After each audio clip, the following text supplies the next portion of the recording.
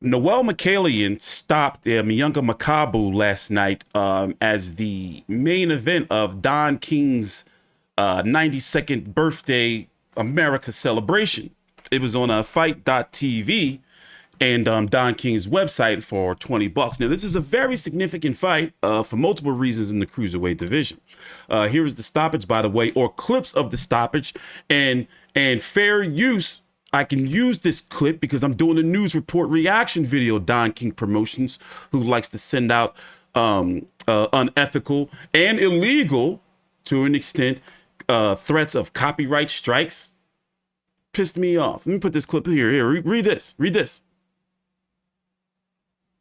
Law and Order. So anyway, here's Makabu getting knocked out last night. It's going to be interesting to see who's going to be after Noel Mikaelian. Makabu's pretty much done. I'm not going to lie to you. He's cooked. It was a third round stoppage. And Makabu is. This fight is over. It was a third round stoppage down in Orlando last night.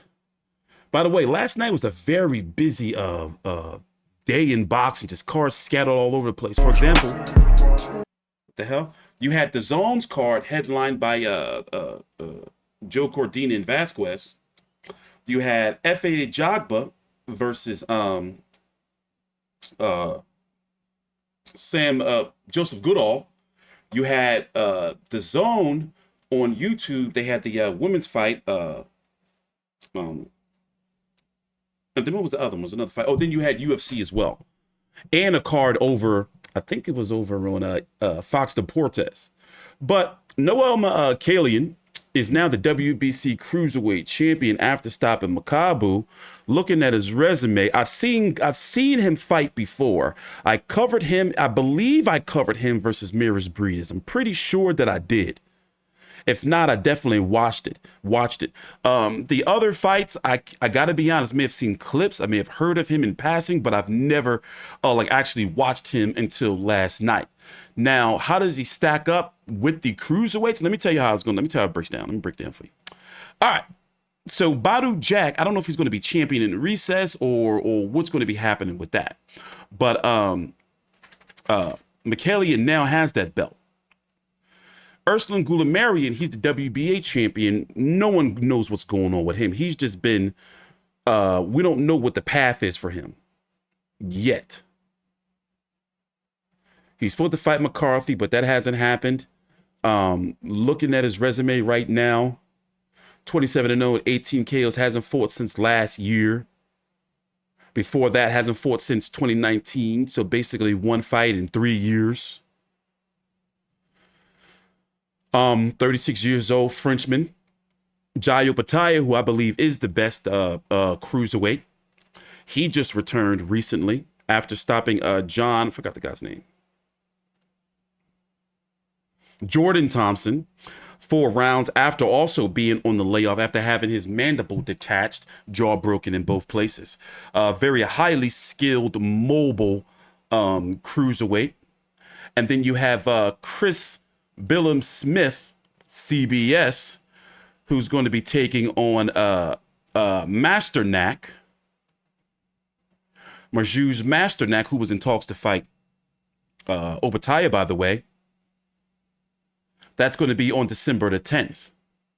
Now, also, you have Okolie, who's supposed to be having a rematch with the winner or fighting for the title after this. So he's supposed to be he's got a rematch clause. The problem is with this division, you have Mikaelian. Whose fighter is he? Is he a Don King fighter? If he won, does Don King have an option on him? Goulamirian, he's out there.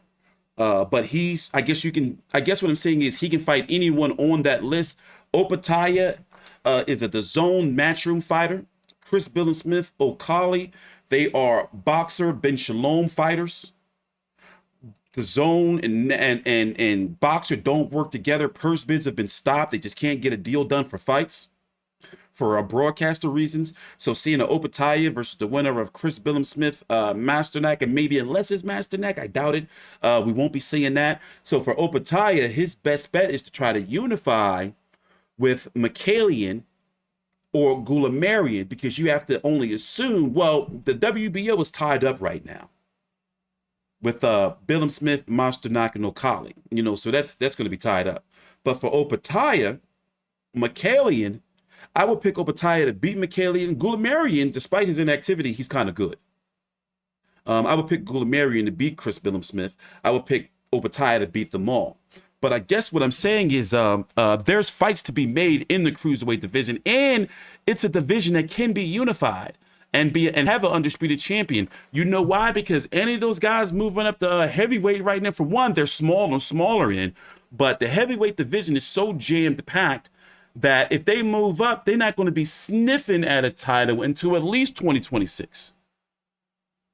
You know, with the way things are taken up. Because anytime Zheli Zhang has to wait, he's the next in line for a mandatory shot.